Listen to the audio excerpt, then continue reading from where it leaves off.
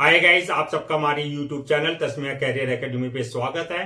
Guys, आज जो हम आपको डिटेल देने जा रहे हैं वो देने जा रहे हैं UPSC CBI assistant programmer recruitment 2024 के नोटिफिकेशन के बारे में।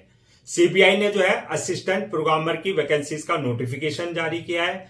अगर आप भी इन वैकेंसीज के लिए अप्लाई करना चाहते हैं तो गाइज ये वीडियो आपके लिए बहुत ज्यादा इंपॉर्टेंट है, क्योंकि इस वीडियो में हमने पूरा डिटेल में बताया है कि क्या मिनिमम क्वालिफिकेशन मांगी गई है, क्या आपका सिलेक्शन प्रोसेस रहेगा, लास्ट डेट अप्लाई करने की कब है और ऑनलाइन जाकर के कैसे आपको रजिस्ट्रेशन और फॉर्मेलिटीज पूरी करनी है। तो गाइस पूरा वीडियो देखें और साथ ही साथ में हमारे इस यूट्यूब चैनल को सब्सक्राइब कर लें, लाइक करें और ज्यादा से ज्यादा शेयर करें। तो गाइस सबसे पहले बात करते हैं इनकी ऑफिशियल वेबसाइट की, जहां पर जाकर के आपको रजिस्ट्रेशन और फॉर्मेलिटीज पूरी करनी है। तो इनकी जो ऑफिशियल वेबसाइट है वो है आपका www.upsconline.nic.in, जहां पर आपको रजिस्ट्रेशन और फॉर्मेलिटीज पूरी करनी है। अब गाइस बात करते हैं जो एग्जाम कंडक्ट कराएगी असिस्टेंट प्रोग्रामर का, वो कौन सी अथॉरिटी कराएगी। वो कराएगी आपकी जो है यूनियन पब्लिक सर्विस कमीशन, यानी कि यूपीएससी इस एग्जाम को कंडक्ट कराएगी। पोस्ट नेम असिस्टेंट प्रोग्रामर की है। टोटल वैकेंसीज जो है आपकी 27 वैकेंसीज है।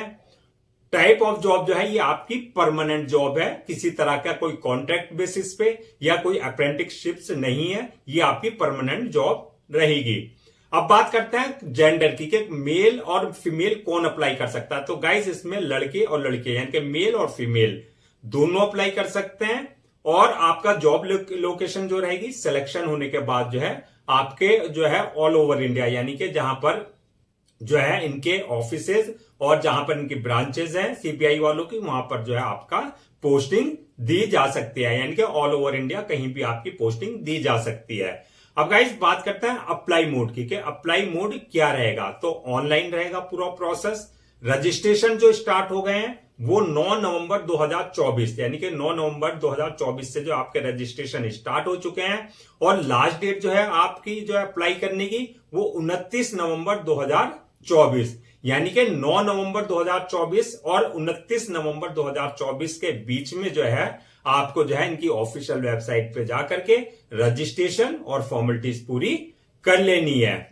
अब गाइस बात करते हैं कि आपकी एप्लीकेशन फीस क्या है, यानी कि जो आप अप्लाई करेंगे ऑनलाइन उसमें एप्लीकेशन फीस क्या रखी गई है। गाइस अगर आप जनरल, ओबीसी या ईडब्ल्यूएस इस कैटेगरी में फॉल करते हैं, अगर इन कैटेगरी में आप आते हैं तो आपके लिए जो फीस रखी गई है वो 25 रुपए रखी गई है। इसके अलावा आपके एससी, एसटी, डिसेबल्ड पर्सन या फीमेल अगर इस कैटेगरी में आप फॉल करते हैं तो आप जो है किसी तरह की आपको कोई फीस नहीं देनी है, यानी कि आप एग्जेम्प्टेड रहेंगे। अब गाइस बात करते हैं पेमेंट मोड की, जिनको जो है पेमेंट एप्लीकेशन फीस जिनके लिए रखी गई है उनका क्या पेमेंट मोड रहेगा।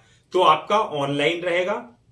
At the time of registration जब आप पेमेंट करेंगे एप्लीकेशन फीस अपनी कैटेगरी के अकॉर्डिंग, तो गाइस उसमें आप debit card, credit card, net banking, UPI या जो अदर ऑप्शंस वहां पर होंगे जिसमें आपके लिए कन्वीनियंट हो, आप वहां पर जो है अपनी कैटेगरी के अकॉर्डिंग जो है एप्लीकेशन फीस पेमेंट कर सकते हैं।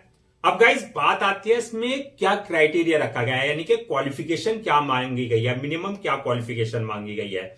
तो गाइस इसमें जो है आपका बीटेक यानी कि बैचलर ऑफ टेक्नोलॉजी या बी यानी कि बैचलर ऑफ इंजीनियरिंग आपके पास डिग्री हो, बीटेक या बी इन कंप्यूटर इंजीनियरिंग में हो या कंप्यूटर साइंस में हो या कंप्यूटर टेक्नोलॉजी में हो फ्रॉम रिकॉग्नाइज्ड बोर्ड और इंस्टीट्यूशन से, यानी कि आपने बीटेक या बी किया हो किस स्पेशलाइजेशन में, या तो कंप्यूटर इंजीनियरिंग में या कंप्यूटर साइंस में या कंप्यूटर टेक्नोलॉजी में आपके पास बीटेक रहा हो, या फिर आपने एमटेक या एमसीए किया हो। एमटेक या एमसीए किस स्पेशलाइजेशन में, कंप्यूटर एप्लीकेशन में, कंप्यूटर साइंस में, इन स्पेशलाइजेशन के साथ जो है आपका एमटेक या एमसीए आपने किया हुआ होना चाहिए। या इसके अलावा अगर आपके पास ये भी नहीं है तो आप बीसीए अगर आपने किया हुआ है तो यानी कि बैचलर ऑफ कंप्यूटर एप्लीकेशन, तो बीसीए वाले भी अप्लाई कर सकते हैं। किस स्पेशलाइजेशन के साथ, या तो कंप्यूटर एप्लीकेशन में या कंप्यूटर साइंस में या इलेक्ट्रॉनिक्स में या इलेक्ट्रॉनिक्स एंड कम्युनिकेशन में आपने जो है रिकॉग्नाइज्ड बोर्ड और इंस्टीट्यूशन से जो है बीसीए किया हुआ हो, प्लस इसके साथ जो है आपका जो है 2 years experience in the relevant field में, यानी कि कम से कम आपके पास जो है 2 साल का एक्सपीरियंस भी होना चाहिए अगर आप बीसीए बेस पर अप्लाई कर रहे हैं। अब गाइस बात करते हैं इसके अलावा और क्या ऑप्शन है। अगर गाइस आपके पास बीटेक भी नहीं है सॉरी बी भी नहीं है, एमटेक भी नहीं है, एमसीए भी नहीं है और आपके पास जो है बीसी के भी जो है आपके पास डिग्री नहीं है, तो गाइस अगर आपके पास ए लेवल डिप्लोमा या post graduate diploma in computer application में है तो तब भी आप जो है एलिजिबल हैं इन वैकेंसीज के लिए, जो है इन पोस्ट के लिए अप्लाई करने के लिए। लेकिन साथ में आपके जो है 3 years एक्सपीरियंस होना चाहिए इन द रिलेवेंट फील्ड में। आपको जो है 3 साल का एक्सपीरियंस आपको साथ जो है मैंडेटरी हो जाता है, कम से कम 3 साल का आपके पास जो है साथ में एक्सपीरियंस भी होना चाहिए।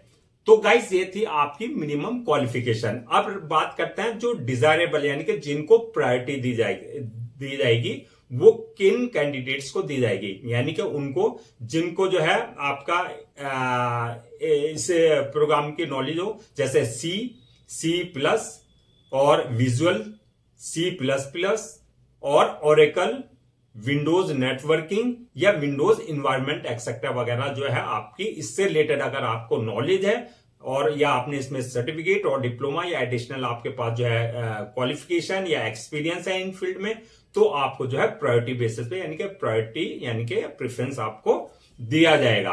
अब गाइस बात करते हैं नेक्स्ट एज लिमिट की कि जो एज लिमिट क्या रहेगी। तो गाइस जो इसमें एज लिमिट रहेगी मिनिमम 18 साल और मैक्सिमम जो है 30 साल रखी गई है। अगर आप 18 और 30 के बीच में हैं तो आप इन वैकेंसीज के लिए जो है इन पोस्ट के लिए अप्लाई कर सकते हैं।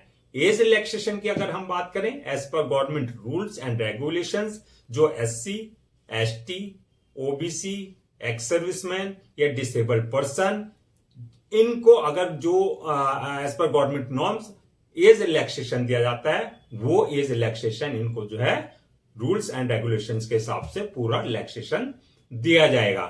अब नेक्स्ट बात करते हैं कि सिलेक्शन प्रोसेस क्या रहेगा आपका। तो गाइज इसमें सिलेक्शन प्रोसेस जो रहेगा 4 स्टेजेस रहेंगी आपकी।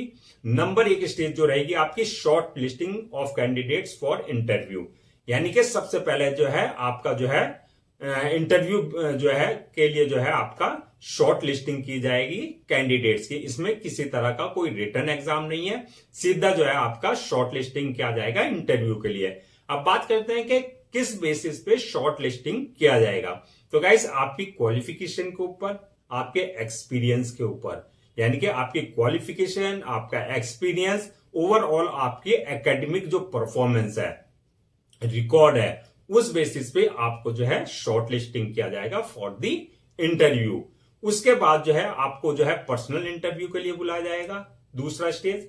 थर्ड है आपका डॉक्यूमेंट्स वेरिफिकेशन, यानी कि जो आपने रजिस्ट्रेशन के टाइम अपने जो डॉक्यूमेंट्स अपलोड किए हैं उन सारे डॉक्यूमेंट्स का आपका जो है टैली यानी कि ओरिजिनल के साथ आपका वेरीफाई किया जाएगा। और उसके बाद जो स्टेज रहेगी आपकी चौथी मेडिकल एग्जामिनेशन, यानी कि इसमें देखा जाएगा मेडिकल एग्जामिनेशन में जो इनका स्टैंडर्ड है उसके आपको मेडिकल एग्जामिनेशन में आप फिजिकली और मेंटली फिट है या नहीं है। तो गाइज ये पूरी जो है 4 स्टेजेस से आपको जो है क्लियर करना होगा, यानी कि गुजरना होगा। अब गाइज बात करते हैं जो ये वैकेंसी निकालनी है 27, इससे जो कैटेगरीज वाइज किस हिसाब से डिवाइड किया गया है, यानी कि किसके लिए, किस कैटेगरी के लिए कितना जो है रिजर्वेशन रखा गया है। यानी कि अगर आप अनरिजर्व्ड कैटेगरी में आते हैं उनके लिए जो है 8 वैकेंसीज है, EWS वालों के लिए 4 वैकेंसीज रखी गई हैं, OBC वालों के लिए 9 वैकेंसीज रखी गई हैं, SC वालों के लिए 4 वैकेंसीज है और ST वालों के लिए जो है 2 वैकेंसीज रखी गई है, यानी कि टोटल 27 वैकेंसीज जो है इस हिसाब से इन्होंने जो है रिजर्व की है। अब गाइस बात करते हैं कि ऑनलाइन अप्लाई करने से पहले किन किन डॉक्यूमेंट्स को आपको रेडी रखना है, यानी कि क्या क्या रिक्वायर्ड डॉक्यूमेंट्स रहेंगे। नंबर एक, आपके जितने भी आपके एजुकेशनल सर्टिफिकेट्स हैं, मार्कशीट है, यानी कि 10th की, 12th की, आपकी जो आपके पास बैचलर डिग्री है, जो मास्टर डिग्री है, जो डिप्लोमा है, वो सारे आपके एकेडमिक सर्टिफिकेट्स आपके पास होने चाहिए।